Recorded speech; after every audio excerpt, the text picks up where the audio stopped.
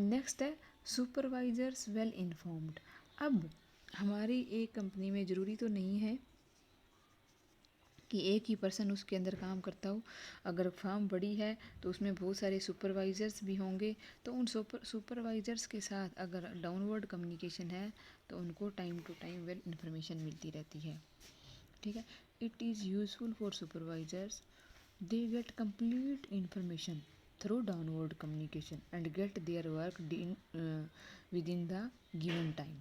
अब जब उनको टाइम है उतने टाइम में वो अपना कम्युनिकेशन भी कंप्लीट कर लेते हैं। एंड फिफ्थ है essence of belongingness. Essence of belongingness. Belongingness means अगर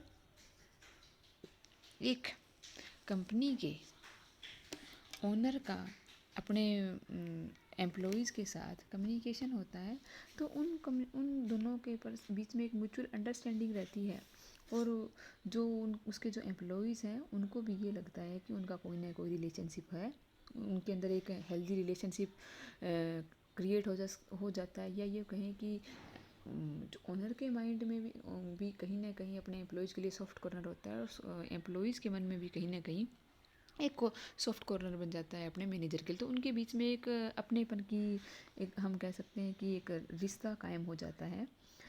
ठीक है, तो downward communication is the best way to give a sense of belongingness to your employees.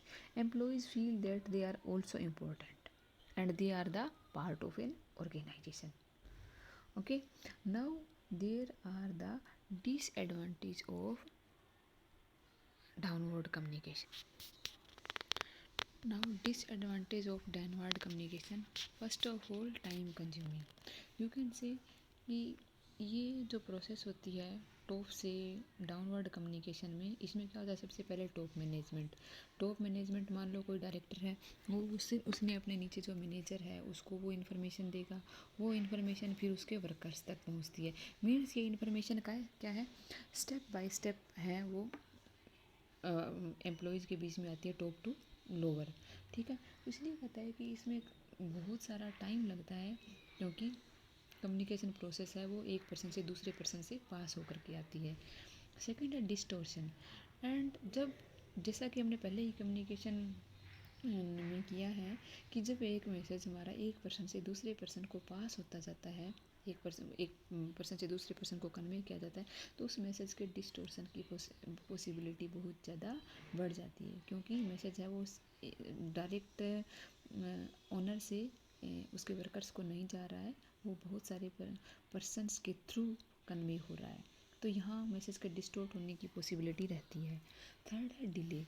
Many time the message gets delayed due to several channel in the way. अब बहुत सारे persons हैं जिसके through ये मैसेज कन्वे होगा, तो कहते हैं इस मैसेज में डिले की पॉसिबिलिटी भी रहती है। अथॉरिटेटिव एंड डायरेक्टिव, और जैसे लग रहा है कि मैसेज क्या है, सीधा ओनर से कहाँ तक आ रहा है, एम्प्लॉयज़ को आ रहा है, तो इसमें ऐसे लगता है इसको देखने से कि ये मैसेज, ये प्रोसेस क्या है, अथॉरिटेटिव है एंड डायरेक्टिव है। मीन्स सीधा का सीधा इसमें एम्प्लॉयज़ का कोई भी रोल नहीं है, जैसा उसको ओनर ने उनको मैसेज कन्वे किया है एज इट इज़ वो एम्प्लॉयज़ को पास होता है। मीन्स एम्प्लॉयज़ के पास कोई चांस नहीं है कि वो अपने व्यूज़, अपने सजेशन, अपना फीडबैक है वो अपने ओनर को दे सकते हैं। No confidential matter. अब इन्फॉर्मेशन है बहुत सारे लोगों के थ्रू पास होती है, तो कहता है इसमें कॉन्फिडेंशियलिटी की पॉसिबिलिटी बिल्कुल भी नहीं रहती। तो ये कुछ एक इसकी डाउनवर्ड कम्युनिकेशन के एडवांटेजेस और डिसएडवांटेजेस है। नेक्स्ट आता है हमारा upward communication. Upward communication opposite है डाउनवर्ड कम्युनिकेशन का। जैसे डाउनवर्ड कम्युनिकेशन क्या था, टॉप मैनेजमेंट से लोअर को, तो अपवर्ड कम्युनिकेशन क्या है, लोअर से हायर को। It is the process of information following from lower level to upper level.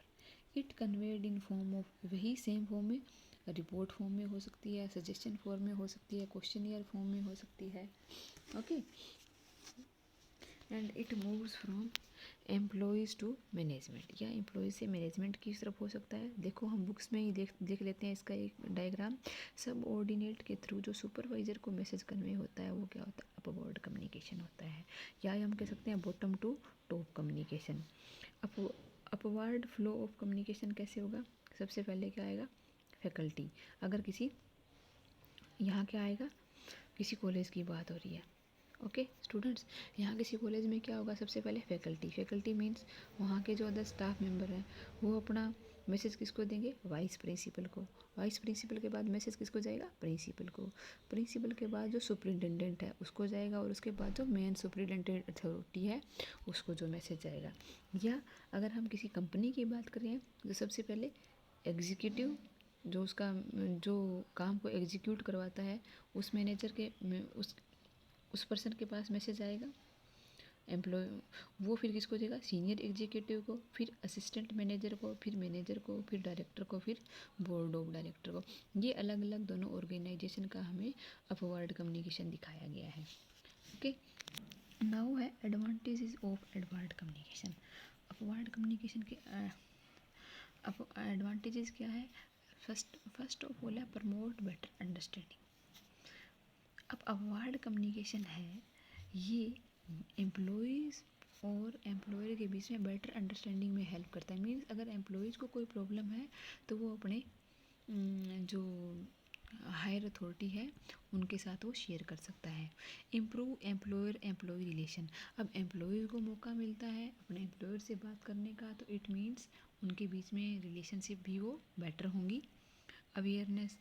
अब जब उनका बीच में कम्युनिकेशन रहेगा तो एम्प्लॉयर एम्प्लॉयज़ की जो फीलिंग है, एम्प्लॉयज़ की जो प्रॉब्लम्स है, उसके जो कोवर्कर्स में क्या बातें हो रही है, उन सब के बारे में जो हमारा कंपनी का जो मेन डायरेक्टर रहता है उसके साथ वो फुली अपडेट रहता है। नेक्स्ट है आइडियाज़। इसमें क्या होता है? एम्प्लॉयज़ है वो अपने आइडियाज़ है वो अपने एम्प्लॉयर को बहुत ही आसानी से कन्वे कर सकते हैं। फीडबैक। अपवर्ड कम्युनिकेशन में क्या होता है कि एम्प्लॉयज़ है या जो वर्कर्स है या जो हम कहीं किसी भी ऑर्गेनाइजेशन की जो फैकल्टी है वो अपना फीडबैक है वो टॉप अथॉरिटीज़ तक पहुंचा सकती है। Employee attitude. और अगर अपवर्ड कम्युनिकेशन है तो टॉप अथॉरिटी भी जान सकती है कि जो उनके एम्प्लॉयज़ हैं वो उस फर्म के प्रति, उस ऑर्गेनाइजेशन के प्रति कैसा एटीट्यूड रखते हैं, उनके आइडियाज़ वो अच्छे से समझ सकते हैं। तो यही होगा वर्कर्स का सुपरवाइज़र के साथ, सुपरवाइज़र का असिस्टेंट्स के साथ, असिस्टेंट का मैनेजर प्रोडक्शन के साथ। भाई अलग अलग फर्म में जिस तरीके की अथॉरिटी होगी, जैसे हमारे कॉलेज में प्रिंसिपल, वाइस प्रिंसिपल, सुपरिटेंडेंट ये अथॉरिटी होती है, किसी फर्म में किसी में एमडी होता है, किसी में सेल्समैन होता है, किसी में एग्जीक्यूटिव मैनेजर होता है। उसी तरीके की अथॉरिटी मीन्स डाउनवर्ड अथॉरिटी से अपवर्ड अथॉरिटी की तरफ वो हमारा मैसेज कन्वे होता है, right. I think you are fully understand this. Now we will discuss the disadvantage of upward communication. सबसे पहले क्या है? Fear of incompetence. देखो अपवर्ड कम्युनिकेशन है, कई बार एम्प्लॉयज़ के मन में फियर रहता है कि उनके एम्प्लॉय शायद उनकी बात नहीं सुनेंगे, इसलिए कहता है कि स्टेटस का डिफरेंस रहता है और उसके कारण प्रॉपर तरीके से जो एम्प्लॉयज़ हैं किसी बात से डर कि शायद उनकी जॉब ना चली जाए, इस तरह से वो फुली आगे बताएं कि खुल करके ये कम्युनिकेशन नहीं हो पाता। Message is not reached. Mostly message do not travel, इसलिए इसी डर से ज़्यादातर मैसेज हैं वो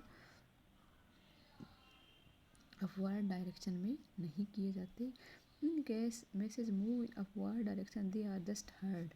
और दूसरा ये भी रहता है कि अपवर्ड डायरेक्शन में जब भी कोई मैसेज एम्प्लॉयज़ की तरफ से कन्वे किया जाता है तो जस्ट उनको सुना जाता है, उसके ऊपर कोई इम्प्लीमेंटेशन नहीं हो पाती। अनविलिंगनेस टू कन्वे मैसेज, इसलिए अधिकतर एम्प्लॉय हैं वो अपनी प्रॉब्लम्स को रिवील नहीं करना चाहते क्योंकि उनमें इनसिक्योरिटी रहती है अपनी जॉब के लिए भी, और उनको ये भी रहता है कि शायद उनकी बात सुनी भी नहीं जाएगी। डिस्टॉर्शन। और ये जैसे डाउनवर्ड कम्युनिकेशन हुआ था, सेम प्रोसेस अपवर्ड कम्युनिकेशन भी है कि मैसेज है वो step by step higher authority की तरफ जाता है, इसलिए मैसेज के डिस्टॉर्शन की पॉसिबिलिटी भी रहती है। फ्लैटरी। और कई बार क्या होता है, अपवर्ड कम्युनिकेशन है एक फ्लैटरी की फॉर्म भी ले लेता है। इसमें क्या है, एम्प्लॉयज़ हैं वो सच्चाई को अपने जो एम्प्लॉयर से छुपाते हैं, और जिस बात से एम्प्लॉयर खुश होता है उसी तरीके की फ्लैटरी वाले मैसेज करने में वो ज़्यादा इंटरेस्ट लेते हैं। इसलिए कई बार ये कम्युनिकेशन प्रोसेस है वो पॉसिबल या हम कहीं सक्सेसफुल नहीं हो पाती। Okay students, I hope you are fully understand upward and downward communication. Tomorrow we will discuss horizontal communication. Okay, now prepare it and read it again yourself. Thank you.